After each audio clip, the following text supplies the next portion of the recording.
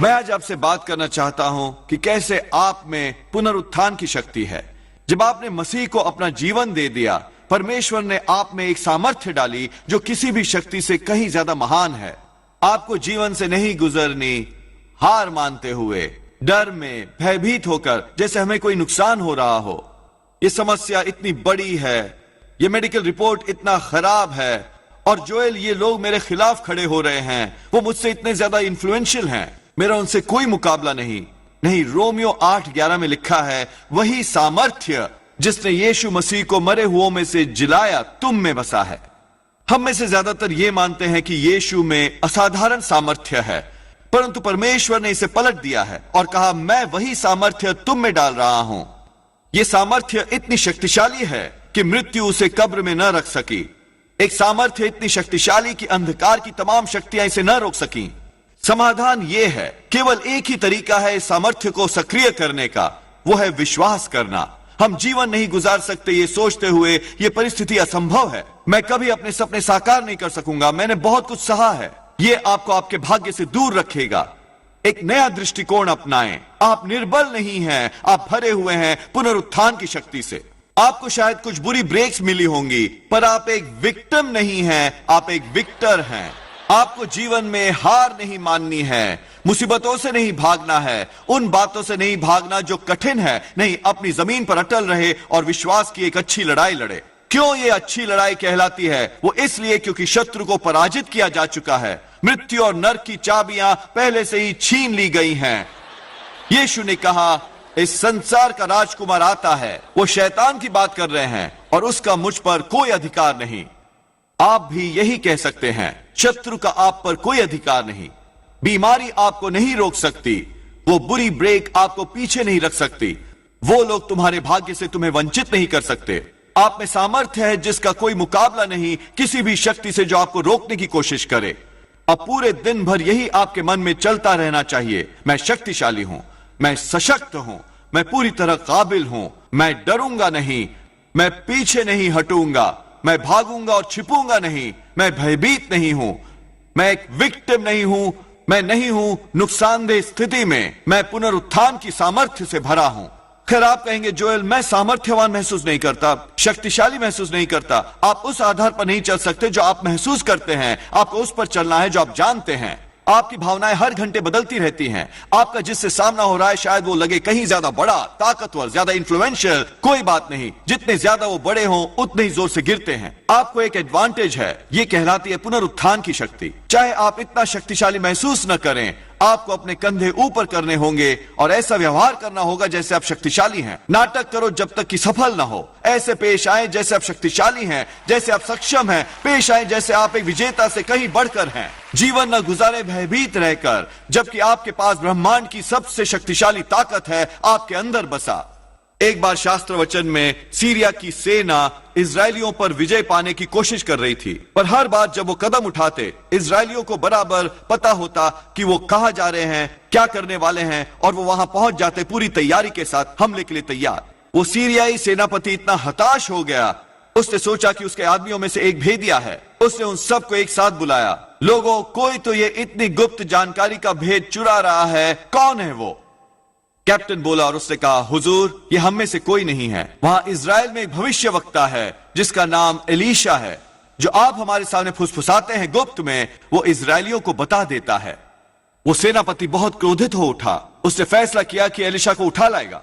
अब एलीशा सेना में नहीं था, उसके पास कोई सुरक्षा नहीं थी, वो एक सिविलियन था। आपने सोचा होगा कि वो सेनापति 4 या 5 लोगों को अपने साथ लेगा, शायद ज्यादा से ज्यादा 1 दर्जन लोग।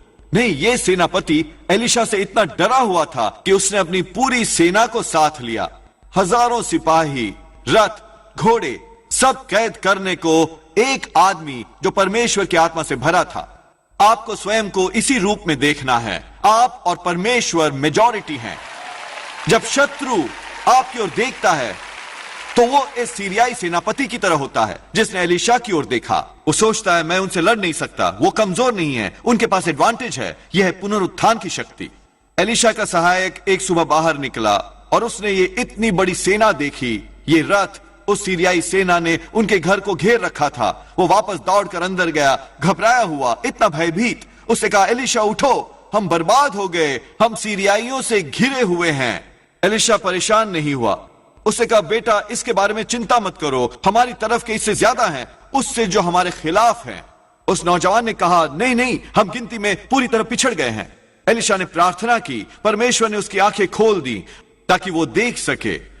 वो बाहर गया और उसने दोबारा देखा, पर इस बार वो अदृश्य में भी देख सकता था। उस आत्मिक संसार में उसने न केवल सीरियाई सेना देखी, पर उसने स्वर्ग दूतों की एक महान सेना देखी, पूरे पर्वतीय क्षेत्र में फैली हुई, सैकड़ों और हजारों की संख्या में ये शक्तिशाली विशाल युद्ध के लिए तैयार स्वर्गदूत, लड़ाई के लिए कपड़े पहने हुए और तैयार। अब आपको शायद हमेशा शक्तिशाली महसूस ना हो, पर आपको यह जान लेना है कि परमेश्वर आपके पीछे है। सृष्टि के रचयिता ने आपको सुरक्षा प्रदान कर रखी है। चाहे कुछ भी आपके विरुद्ध उठे, आप सही दृष्टिकोण रखें, आपके पक्ष में उससे कहीं ज्यादा हैं जो आपके विरुद्ध हैं। जब दुश्मन आपकी ओर देखता है, वो आपको नहीं देखता कमजोर, भयभीत, नुकसानदेह स्थिति में, बल्कि इससे बिल्कुल विपरीत वो आपको देखता है शक्तिशाली, लैस और अभिषेक। जब वो आपको देखता है, ये उसे उस दिन की याद दिलाता है 2000 साल पहले जब यीशु ने उसका सिर कुचला था। शत्रु से मत डरिए, वो आपसे अपनी जान का खौफ खाए है। चाहे आप एक विश्वासी रहे हो 5 दिन के लिए या 50 साल से, उन्हें एक पूरी सेना भेजनी पड़ती है बस आपको धीमा करने की कोशिश में। ये अच्छा है खुद को उस रूप में देखना जिस रूप में परमेश्वर हमें देखते हैं, पर मैं चाहता हूं कि आप स्वयं को देखें जिस रूप में शत्रु आपको देखते हैं। जब आप जानते हो कि आप कौन हैं और आप किसके हैं, जब आप जान लें कि आप पुनरुत्थान की सामर्थ्य से भरे हैं, तो आप भय में नहीं जिएंगे ये सोचते हुए ओ ये समस्या कितनी बड़ी है। नहीं, आप अपने कंधे उठा लेते हैं ये जानते हुए कि वही सामर्थ्य जिसने मसीह को मरे हुओं में से जिलाया है आपके अंदर बसती है। यदि मृत्यु मसीह को कब्र में न रख सकी, वो बुरी ब्रेक आपको पीछे नहीं रख पाएगी, वो बीमारी आपको रोक नहीं सकेगी, वो व्यसन आपको हरा नहीं सकता। आप में एक शक्ति है जो उस शक्ति से महान है जो आपके विरुद्ध है। जब मैं बड़ा हो रहा था, हम इस व्यक्ति को जानते थे जो अलास्का में रहता था। कई पीढ़ियों तक उसका परिवार पूरी तरह डूबा था तंत्र मंत्र में और काले जादू में। असल में उसका पिता प्रधान था उस पूरे इलाके का। बाद में उसने अपना जीवन मसीह को दे दिया और उसमें से पूरी तरह बाहर आ गया। पर उसने कुछ बहुत ही दिलचस्प बताया। उसने कहा कि उसका पिता अपना शारीरिक शरीर छोड़कर आत्माओं के संसार में यात्रा कर सकता था। वो उसे एस्ट्रो फ्लाइट कहते थे। एक रात वो घर में गया उस व्यक्ति पर जादू डालने के लिए और उस घर पर श्राप डालने, पर जब वो वहां पहुंचा किसी कारण वो उस घर को पेनिट्रेट नहीं कर पा रहा था। आमतौर पर वो सीधे दीवारों से गुजर जाता। उसने सोचा ये अजीब बात है, मैं अंदर क्यों नहीं जा सकता। वो दूसरी तरफ गया, खिड़की से अंदर झांका। उसने उस आदमी को देखा जिसे वो तलाश रहा था। उसने उसका वर्णन किया जैसे वो बहुत बहुत काला था, पर उसके आसपास बैठे थे ये ऐसे लोग जो रोशन थे जैसे तेज रोशनी के बल्ब हों। उसे कहा यह बहुत ही तेज चमकती रोशनी की तरह था कि आप कल्पना भी नहीं कर सकते। उसे बाद में पता चला ये नौजवान का एक ग्रुप था जो वहां आया था बाइबल स्टडी के लिए। जब तक वो वहां थे वो उस घर को भेद नहीं सकता था। उससे बाद में अपने बेटे को बताया, काश विश्वासियों को पता होता कि उनमें कितनी शक्ति है आत्मिक संसार में, तो वो फिर कभी भयभीत ना होंगे। शायद आपको शक्तिशाली महसूस ना हो, पर आपको पता होना चाहिए कि इस अनदेखे संसार में आप चमक रहे हैं परमेश्वर के तेज से। आप चमक रहे हैं एक तेज रोशनी की तरह। आप सुरक्षित किए गए हैं, आप अलग किए गए हैं। यह है पुनरुत्थान की सामर्थ्य। हम उसे एक्टिवेट कैसे करें? विश्वास करके, भय के आगे झुक कर नहीं। नहीं, मैं शक्तिशाली हूं, मैं मजबूत हूं, मैं परमेश्वर के तेज से जगमगा रहा हूं। हम शायद अपनी शारीरिक आंखों से इसे देख ना पाए, पर इस अदृश्य अनदेखे संसार में आप इतना तेज चमक रहे हैं कि आप अंधकार को चौंधिया दे रहे हैं। शत्रु आपके घर को पेनिट्रेट नहीं कर सकता, आपके जीवन को, आपके भविष्य को, आपके रुपए पैसे को। परमेश्वर ने आपके गिर्द एक सुरक्षा की बाड़ लगा रखी है। आपको कोई चिंता करने की जरूरत नहीं। और सुने, आप पर कोई श्राप नहीं डाल सकता। वो जो चाहे कह सकते हैं, ये आपसे उछलकर दूर जा गिरता है। परमेश्वर ने पहले ही आप पर आशीष डाल रखी है और आशीष हमेशा एक श्राप को खारिज कर देती है। कई साल पहले वहां अफ्रीका में एक मिशनरी था। वो घोड़े पर चढ़कर यात्रा कर रहा था एक तंग घुमावदार रास्ते पर। यह बहुत ही गर्म दोपहर था। वो एक छोटे से गांव की तरफ जा रहा था। जब वो रास्ते के एक कठिन मोड़ पर पहुंचा, वो घोड़ा रुक गया और आगे जाने से इनकार कर दिया। शायद उस घोड़े को महसूस हुआ कि आगे कुछ खतरा है। वो आदमी घोड़े को आगे न बढ़ा सका तो आखिर उसे उतरना पड़ा।